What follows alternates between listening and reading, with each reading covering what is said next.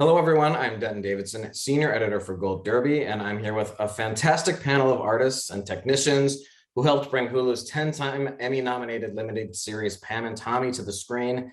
Each of them has been nominated for their work, and we've got editor Tatiana Riegel, costume designer Kameron Lennox, department head hairstylist Barry Lee Moe, department head makeup artist David Williams, special makeup effects artist Jason Collins, re-recording mixer Nick Offord, re-recording mixer Ryan Collins, and production mixer Juan Cisneros.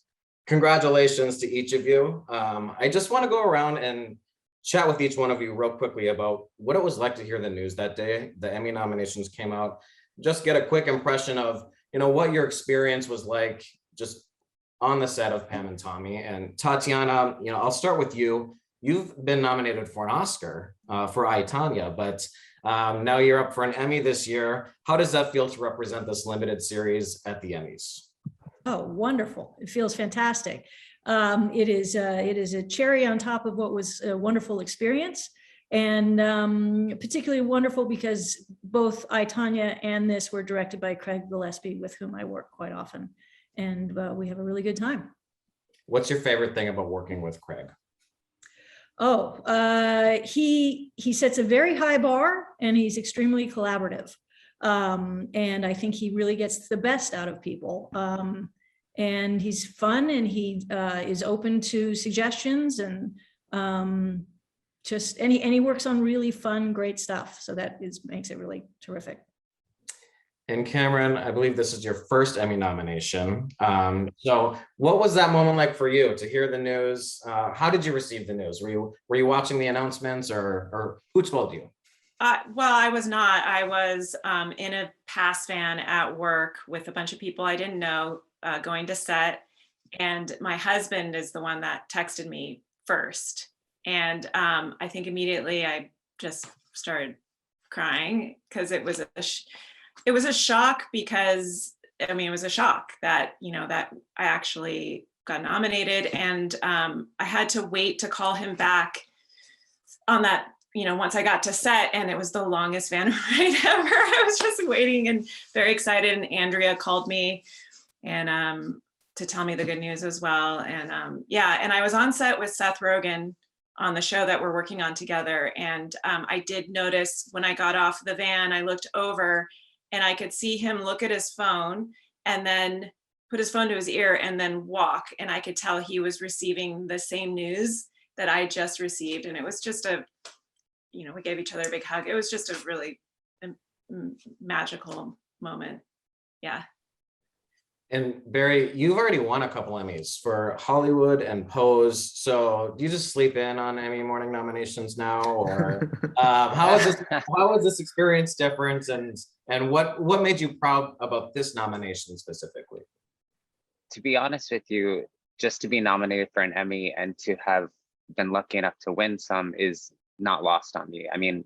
It's all completely humbling, and this experience was no different because even though we all came together and did incredible work, it was a real surprise because the competing shows that were in this category, from The Gilded Age to Bridgerton and beyond, that's a different kind of period work, and ours doesn't stand up to that in the same way, although our work is amazing. So to be recognized by our peers for the work we did, because we put in so much work on this project, was really humbling. And David, you've won 3 Emmys yourself. What was it like to learn about this nomination for Pam and Tommy? And what's that experience like? It was great. This was very Hollywood. Our publicist, Andrea with Impact 24, was the one that notified me as I was pulling into the studio. And I'm very lucky to have been down this road a few times, and every time is exciting. And I can assure you there's nobody in Hollywood who loves trophies and tiaras more than me. And Nick, I believe you're a double first timer this year. You've got nominations for Pam and Tommy as well as Dope Sick. So, How do you celebrate that? You're competing with yourself here. But we're team Pam and Tommy all the way today, right? Definitely. Yeah, it was a little overwhelming, to be honest, when Ryan actually texted me in the morning because I was hitting refresh trying to get the update, and he texted me and we FaceTimed, and we were just like, FaceTimed you. yeah, we FaceTimed, and we just couldn't believe that, it happened. I mean, it was like, such a shock, but it was really overwhelming. I'm just so grateful, I just can't believe it. So it was great. And Ryan, you're in the same situation in these sound mixing categories. You teamed up with Nick on Pam and Tommy and Dope Sick, and then you're also nominated for the White Lotus. So you've got 3 shots here. So that has to be, again, a bit surreal. What was that like, just taking in all of that all at once? You're competing with yourself here. It was wild. I mean, what an honor to be nominated for an Emmy. I mean, it's incredible. This is like a dream come true, but 3 times is super fun. And I think, this one, Pam and Tommy, was really special to me and Nick. It's maybe the most fun we've had on a series in a long time. And it was just so collaborative that I felt like, getting nominated, like everyone involved, we all were celebrating this together. And so, I FaceTimed Nick, and I was off that day. I was in bed, and I was like, dude, we got nominated. This is great. And he was like walking into work, and it was just such a cool moment. Yeah, it was awesome. I mean, yeah. And Jason, how about for you? What was that morning like? Well, it was pretty great. I haven't been nominated yet. This is the first time I've ever been nominated. So I was actually on another Zoom, like I am in my car, for another interview for Westworld. And my phone just started blowing up. So I'm trying to do this Zoom interview, and I'm trying to dismiss all the texts that I kept getting in from all my colleagues and friends and people that saw my name up there. And I'm just like, I'm trying to do this interview. So that was a really Hollywood moment. But like Tatiana said, it's the cherry on top, really it just comes down to the work, and the work is something I think that we're all proud of. And that Emmy morning is just the cherry on top of everything. Getting an award would be an even better Sunday. So double cherry. Keep our fingers crossed. And last but not least, Juan, you're a 2-time Emmy winner already, but it's been about 10 years, so you're due for another one. What were your feelings when you got the news this year? Well, first of all, I didn't know about it until 3 o'clock in the afternoon, because I was working in a parking structure and I got no reception, no signal reception. So when I went to lunch, my phone started blowing up, messages and calls. I mean, and the first one I called was my wife, because I thought something happened to my kids. She called me 100 times. And so when I find out that I was nominated, I was very happy, very excited, because this show was special. When I read the script, I saw the challenges, the icons of Pam and Tommy in Hollywood. So I was very happy. I was very happy to get the nomination, and being nominated with such a great shows, and I'm very happy. I'm very happy. So. And Tatiana, you're nominated for Best Single Camera Picture Editing. As the editor, what intrigued you about taking this job on? What's the most challenging aspect of it? Why did you want to do it? And what excited you? Well, there are a number of things. That's why it was an easy yes. First of all, working with Craig, I really love working with him. Secondly, I found the story when I read the scripts. I understood what they were trying to do with it, because they're real people, and it's always a little potentially touchy to figure out are they going to become caricatures, or are they really treating the situation in a positive way. And I read the script and spoke with Craig about how he wanted to do it and the energy level and all of that. And then I said yes. And then I was so pleased I said yes, because he texted me a photograph of the first time they were all in hair and makeup and costume. And I was just like, oh my God, they look amazing. And then the great part about being the editor is that you're sort of the audience. You're like the first audience. I'm not on the set. I'm not going through all of the location scouting and this and that and all of the compromises that everybody else has to go through. And I get the dailies, and I get to react to them emotionally and laugh and, cry and figure out what's going to work with it and see what's real and moving to me. And so that's the thing. I guess I knew it was confirmed before I really ever saw any dailies. When I saw that photograph of the two of them, I knew that it was a very good choice. What is that working relationship with Craig? Is he saying, this is one of the takes that I need to have in there, or is he giving you a lot of the leeway? What is that dynamic? Yeah, he does actually. We have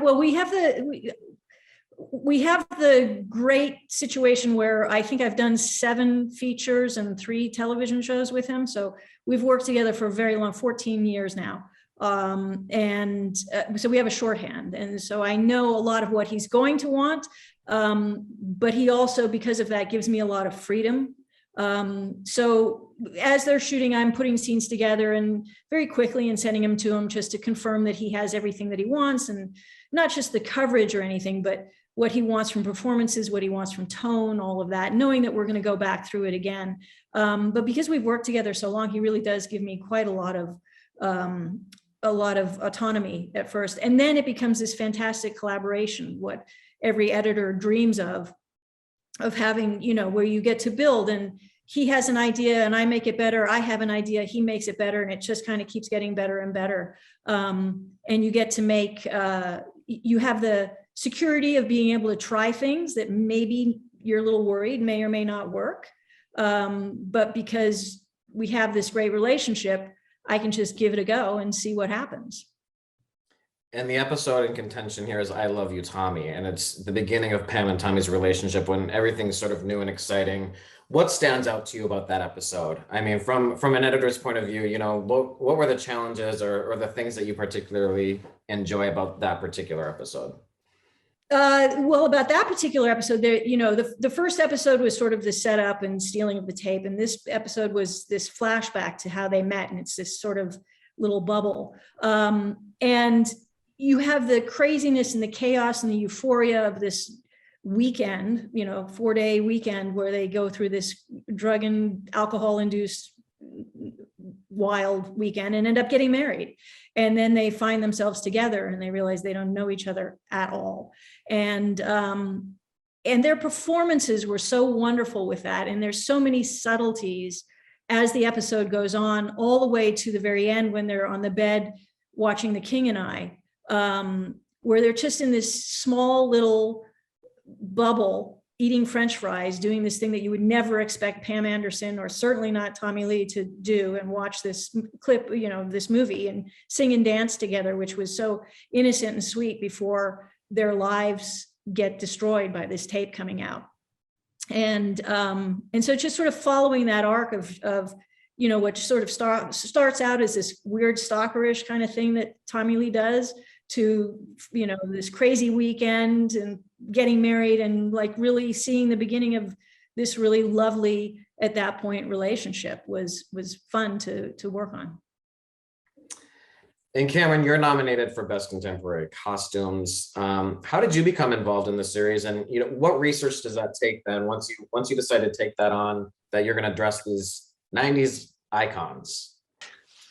I came on board through Craig as well, because I just worked with him on Physical, and I was still on Physical when he called and they were going to start prep on Pam and Tommy, and he asked if I wanted to do it. And I think it's because there are so many leotards that we built in Physical that, in his mind, he's like, you're going to be great at doing these bathing suits, or, whatever the reason. And immediately I was drawn to it. I really was excited for the challenge of recreating these very real iconic people, and there's a lot of opportunity there to kind of sharpen some of my designing skills, and also figuring out that the most challenging part was trying to figure out how to build these things to fit over these prosthetics, and I saw it as a learning experience for myself as well. But yeah, I mean, I agree with Tatiana that Craig is very collaborative, and he, there's one thing that I would hear in the back of my mind for some reason when I was kind of pushing something that was maybe bolder or brighter or a little more out there that, you know, that this is something Craig's gonna love, because he does like it when you take a risk or push something a little farther than just the normal. And then also, you know, designing for these people, not making them seem like caricatures. That was a huge, you know, opportunity for me and challenge for me as well, that I saw once, you know, I read the script and was asked to come on board. Did you have a favorite look of all of them? Oh, you know, I've been asked that, and it changes. It changes all the time, because then I'll start thinking about something. You know, I really loved all the latex outfits, but you know, there were many moments in episode 2 that we were just talking about. I Love You, Tommy, that you know, we got to kind of touch on the very sweet, innocent beginnings of their relationship, and kind of these different sides to Pamela Anderson that she would show for certain, you know, moments in her life. And one of it is just that first day in Cancun, where she's at the big corporate event with a bunch of men from radio stations asking her all these questions, and she's in this very kind of sweet, innocent look. And then when she gets the call from Tommy and then gets dressed to go out, it's like the complete opposite, where she's sexy and she's more of a, you know, has her kind of vixen style to her. And yeah, I mean, I really loved working on all that. I loved trying to figure out the Baywatch bathing suit, which I know for all of us was a huge challenge. And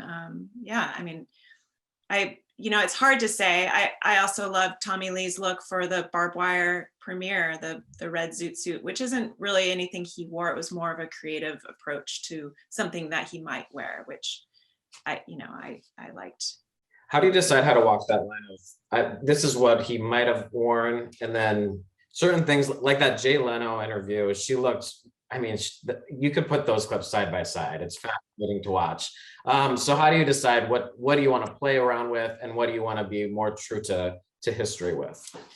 Well, we did a ton of research on them, and there are so many looks that we loved. And, you know, this takes place over 3 years, and there's so much happening during that time that some of the, you know, for example, the barbed wire zoot suit look that he wears, that's just taking a bunch of photos of Tommy Lee from that time and then piecing it together. I just tried to fit in as much as I could in the short amount of time in our show, because there was so much. They were so public at that time. They were constantly being photographed and interviewed, or so there was a lot of stuff to look at. So I tried to kind of recreate as much as I could in those moments when they were going out, because we had so many moments of them private in their home that was a little more casual. Maybe it's Tommy Lee in his G-string, or just in some basketball shorts, or, you know, there's a lot of screen time for those pieces. And I wanted to kind of color it and pepper it with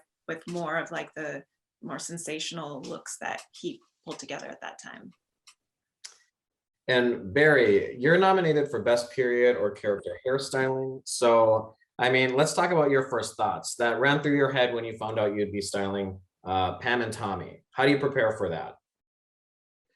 I mean, it was a dream come true. Pam was someone I always looked up to growing up in the industry as a beauty icon, and to be able to recreate those looks is just a hairstylist's dream, because she truly was iconic, and everything about her look was indicative of that time in pop culture. And she really set the bar for a lot of women, playmates, celebrities, and beyond, to amplify their look and push sexiness a little bit more. So getting to decipher all of those looks and how she made them look so beautifully chaotic was really fun and challenging too, because like Kameron and David and everyone in the creative team, Jason as well, we had to walk that line of recreating what Pam looked like without it becoming a caricature or looking like Lily James in drag. And that was our biggest hurdle to kind of jump over throughout this whole process.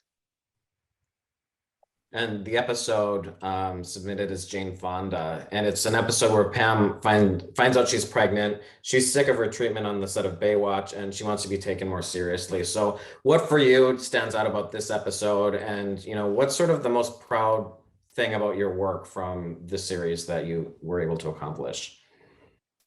Well, I chose this episode because it really not only shows a multitude of looks for Pam, but it also is representative of our entire cast, from Seth to Nick to Sebastian, Lily, Taylor. And we really get to see all of those characters kind of thriving in the beginning of the series. So I wanted to feature all of the work because each character was important to telling this. But I think I'm most proud of the realism that I was able to bring to not only Lily's hair, but all of the characters. I feel like they were dynamic, real people that the audience could connect with through the story without being distracted by the way they looked. And David and Jason, talk to me about, you know, your collaboration. How do you work together to create these looks? Because I mean, to me, it's stunning. And obviously the immediate thing people notice is Lily James just transforming into Pamela Anderson. I spoke with Lily and she said she spent about 4 hours in the hair and makeup chair. So people are like, oh, you know, they're always like poor actors and actresses. They spend all this time in the chair, but you know, you guys are doing the work for 4 hours too. So talk to me about that process and all of the work that goes into that. Jason was my first call when I got called to do the show, because I knew that we would be the right collaboration to create this look. And Jason works very well with the philosophy that I have when it comes to prosthetics, that we don't put anything on that is unnecessary or distracting that would pull the actor out of their process or the audience out of their experience. And so we went through a number of tests and looks and designs to achieve what we did find, which was less is more. Simply going with the forehead on the face was enough to give us the ability to create the landscape on the forehead, to give Barry the ability to set the hairline back a little farther, and a place for us to put the very well-known thin, high-arched brow of Pam Anderson onto Lily James and conceal Lily's beautiful brows in the process. And really the rest was done with paint. Little paint will make you what you ain't. And we were able to, with highlight and shadow and contour, change the shape of her face. And then we add into whatever element of the character needs to be put in at that moment, whether it's she's distressed at a moment, going out to a premiere, or one of my favorite looks, the Baywatch look. And Jason, what was your experience coming onto set and hearing that you would be creating, you know, Pam Anderson among other characters?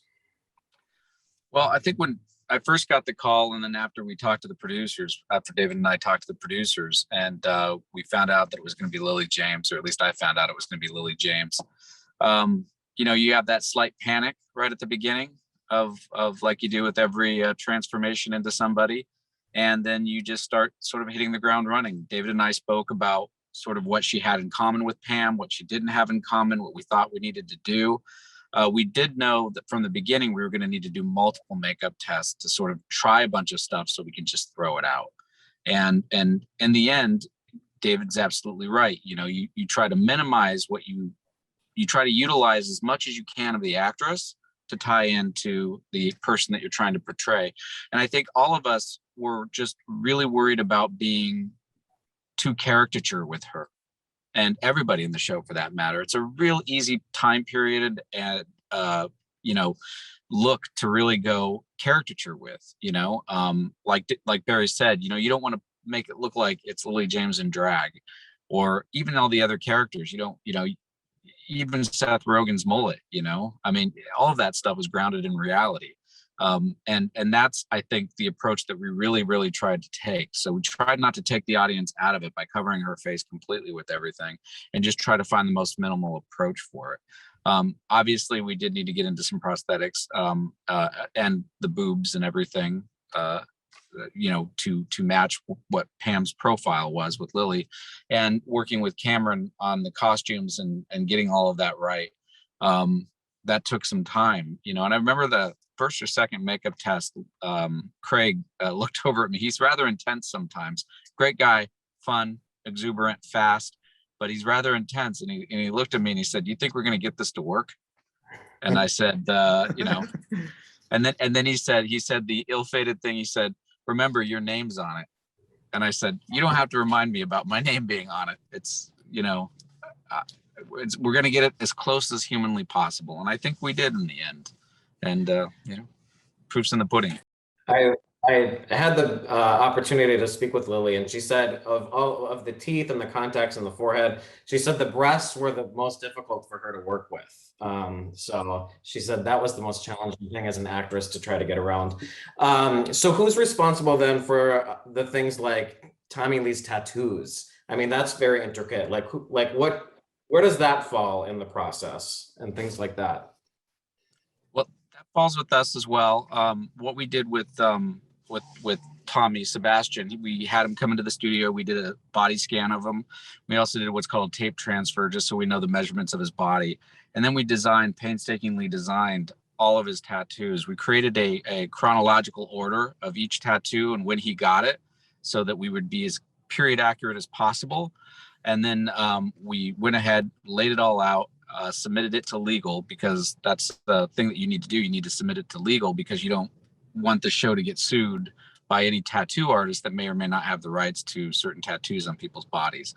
So they get back to us and tell us the small things that need to be changed, and then we change those things so that we're within the legal realm of what's needed to be done. And then he has to sit for about 3 hours every day to get these tattoos put on and taken off. And David can add to it as well. Yeah, it was a lot of work. That was about, on Sebastian as well, about 3 hours of work every morning with his team. Bill Meyer and Dave Snyder were Team Tommy, and Abby Lyle, Clausen, Jennifer Aspinall, and Mo Meinhardt at various times all served as Team Pam. We had different teams working, and we would go back and forth between the two teams. Jason and I would, depending on where our skills were most needed at any given moment. And in addition to the Tommy Lee tattoos, we also had the Motley Crue tattoos, because those guys were also famous tattooed as well. And the posse of friends that hung out with Tommy Lee also had tattoos, because they would be of the same kind of guys. They're all sort of that same rocker world. And our biggest challenge with Sebastian was taking the movie star out of him, kind of making him a little bit of a dirty boy, roughing him up a little bit, because Sebastian seems to roll out of bed and onto set looking like a movie star every day. So we wanted to keep him in the rocker land. And then who has to put on the prosthetic talking penis? I mean, is that your department as well? Like, Oh, yes, that's what we penis. did. That's a lot of trust built. That's a trust building exercise, I imagine. We like certainly, to say we had to give Sebastian a penis reduction. yeah. Like we certainly got very familiar, you know, being in those situations. And, you know, much to Sebastian's credit, I mean, a true professional, he just rolls in and says, all right, we're here. We got to do it. Drop trowel and go to town. So that's what we did. Now, Nick, Ryan, and Juan, can you talk to me about how you all work together? Because I know Nick and Ryan, you're the re-recording mixers, and Juan is the production mixer, correct? Yes. So walk through people like me. I'm not a professional here. So how do you three work together? My understanding is that Juan, you're on set, and then Nick and Ryan, are you sort of post-production? Is that how it works? Or correct me if I'm wrong. Well, that's the way that usually works. They work with all that, you know, all the sound that I work on set, I send it to post-production. So when I talked to Craig, and he explained to me what he wanted it, first of all, he said that most of the time is one take to be ready for anything, to be ready for any changes. And sometimes it was no rehearsals. As everybody know, you know, it was always private rehearsals. And from the private rehearsals, they will go to makeup, hair, wardrobe, and we have to choreography everything with camera. And, you know, in the collaboration of costumes, makeup, and hair, we couldn't get this job done. You know, like costumes will provide us with the wardrobe the day before, so we can pre-wire Sebastian, makeup and hair. Sometimes, we have to put microphones in the hair. Sometimes because of the prosthetics, we have to sometimes hide the packs in her prosthetics. It was a lot of challenge. We planting microphones, and at the same time we're doing all that, and the whole scene will change the dialogue, and I have to, changing colors, preparing, moving it from left to right, preparing Sebastian's earwigs, because but I'm gonna tell you this. On day 2, Sebastian approached me. He came and introduced himself, and he's like, "Hey, Juan, I need to talk to you." And I say, "Yeah." And he's like, "Have you ever worked with Tommy Lee?" I say, "No, I haven't." And he's like, "I need to get in character." And it's like, "Okay, how can I help you?"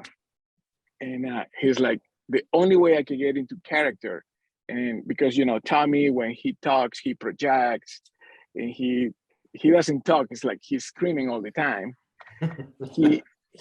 he wanted to hear music while he talks. But on day 1, he was wearing his headphones, and we were getting ready to roll. He would pull it out. So and he's like, "I need something that I could keep in my ears all the time."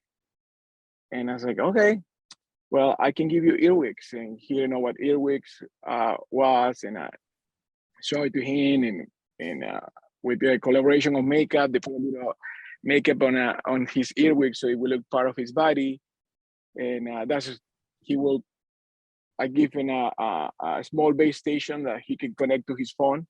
He has his own music that he will get into character, and that's what he did throughout the whole show. And and the collaboration also of them, I will tell them, I will plan a microphone right here, I will plan a microphone right there, because the challenge is like walking from one room to another room, taking their clothes off, putting clothes back on, jumping into bed. The camera is looking at 360 degrees, the whole room. I mean, it takes time, and sometimes, we'll do the scene, let's reset. So it was no time to fix anything. So, but you have like an hour or so to do all the things that you think it could go wrong. So we have to cover ourselves. And I was trying to also get all the best tracks so I can provide the re-recorded mixers and post-production while they needed it. And I hope that they were happy. So Very happy. So then you send it over to Nick and Ryan. Nick and Ryan are trapped in a cave somewhere until they're finished. So what are you guys working on at that point? So we're taking, well, first of all, I mean, all the work everybody else did was incredible. Like, we don't get to hear these stories much. So bravo to everybody. And also, like, the authenticity of everybody's work was incredible. We get, we're sitting in a room and we're like, whoa, look at that tattoo. And we're like Googling Tommy's tattoos. And we're like, wow, that's real. And like everything down to the last detail was so perfect. Yeah. We were so amazed. So yeah. Yeah. So we take all of the, the tracks that Juan records, and that will go to a team of editors, and they'll go through it, clean it up. And, Ryan and I, our responsibility is the final mix, the final polish of the show before it goes out. So we're taking everything, all the sound effects, the music, the Foley, dialogue, and whatever ADR is recorded, and balancing all of that before it goes out to streamers. And sort of a further breakdown, Nick kind of handles all the music that was composed and all the source music and the dialogue that Juan records on set, and I handle all the added sound design and the atmospheres and the Foley and whatever added effects the sound team prepares for us. So are you taking it from Tatiana, or do you have to do everything before Tatiana does her part? Do you have to, we get it from picture editorial, we get it from Tatiana and the whole picture department, and then it goes through a whole other filter of sound supervisors, sound editors, and then they'll use those tracks and they'll add to it, and they'll prepare different tracks. And then when it gets to us, we blend everything together. Yeah. Yeah, there's a whole team before us, you know, our whole sound team, you know, Becky Sullivan, our sound supervisor, and her whole team, everybody was, you know, top notch in getting everything together in this. So it's, you know, it's a lot of channels it goes through before it ends up in the cave with us. Yeah. I'm curious to hear from anyone. You know, I think all of us knew about the story. I remember it was just all over the tabloids. I think I was in high school when this all was coming out. It was sort of the beginning of the internet's era. And I'm curious to know, you know, did anyone's perception of Pam or Tommy change through doing this process? I mean, did your perception of Oh, how yeah. you see either one of them, and I mean, anyone can speak up to this and how your perception of them changed. Yeah, I think, you know, like you, I saw back then it happened in the 90s. I saw tabloids of celebrities doing wild things, and that didn't really relate to my life at all. And so when we started this project, it was like, how are they going to make a show about this thing that was so silly, seemingly in the 90s? But as you watch it, it's like, oh, you're watching two humans go through something very, very difficult, and they handle it like any other human would. You know, it's so humanizing, and you feel for these characters when you didn't when you just saw it through the supermarket tabloid and things like that. Yeah. I think the sympathetic approach that the script took to Pam's side of the story from her point of view, in a way, was something that oftentimes does get overlooked in these kind of situations. The impact that it has on the individuals, despite the fact that they're famous, they're humans before they're famous. And I have to say, and this is a credit to all of the editing and everybody. I mean, you can see it, we put our souls into this. You know, you oftentimes put your heart into a show, but we put our souls into this, and it was left on the screen. And I forgot how incredible it is. I mean, it is so good.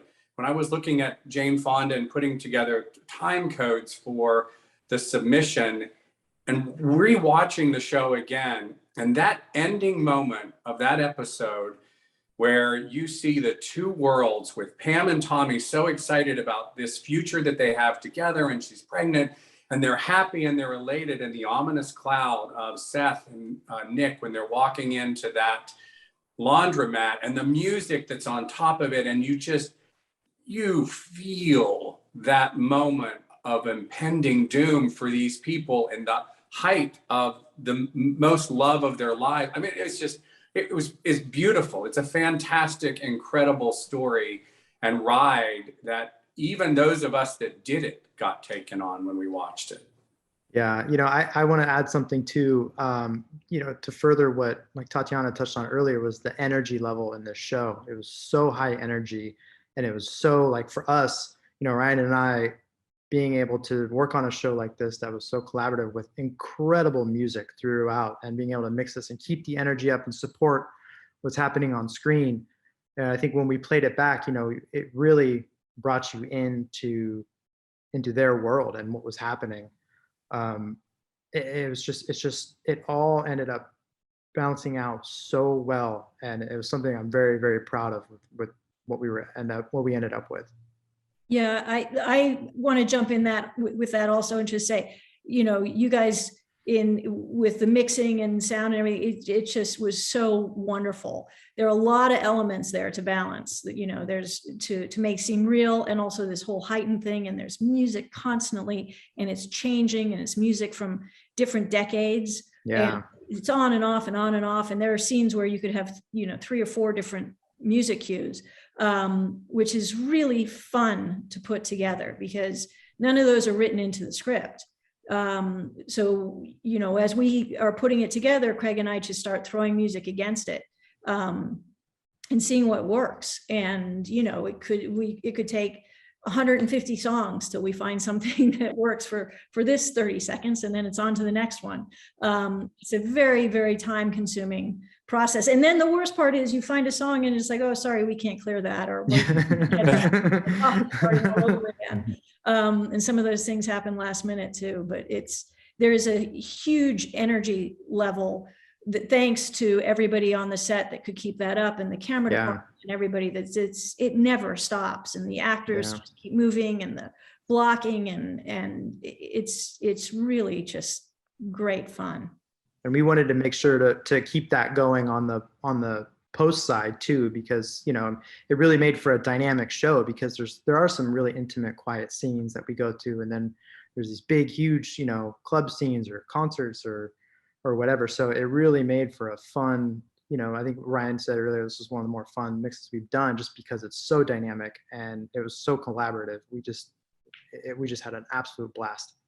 And another, thing that was to mention, it's really fun to work on something that's like a story set in the 90s. It's such a fun palette of sounds to pull from.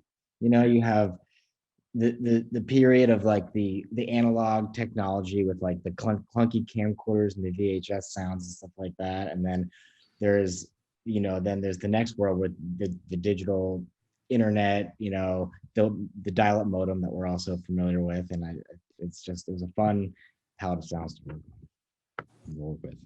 And something to add to it, also everybody did an amazing job at the actors, like Lily, Sebastian, Seth, and Nick Offord. They separated the love story from the comedy.